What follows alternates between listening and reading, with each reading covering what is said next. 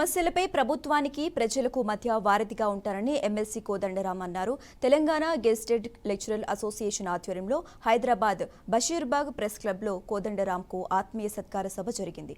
Association అధ్యక్షుడు కనకచంద్రన్ అధ్యక్షతన TNGO కేంద్ర సంఘం అధ్యక్షుడు జగదీష్, ప్రధాన కార్యదర్శి ముజీబ్, టీజీఓ అధ్యక్షుడు శ్రీనివాస్ కోదండరాంను ఘనంగా సన్మానించారు.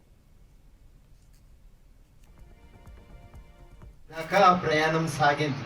సుప్రీంకోర్టు తీర్పు కూడా మనకు చాలా ఉపయోగపడింది.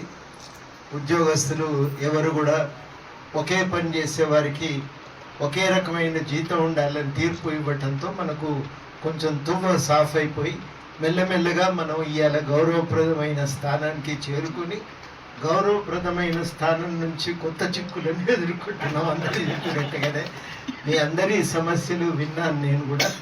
అవి చాలా వరకు జూనియర్ కాలేజీలకు సంబంధించిన సమస్యలు, కొన్ని మీకు వృత్తిపరమైనటువంటి అంశాలు.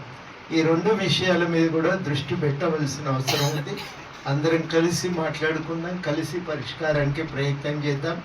నా వంతు ప్రయత్నం కూడా చేస్తానని సందర్భంగా హామీ ఇస్తున్నాను.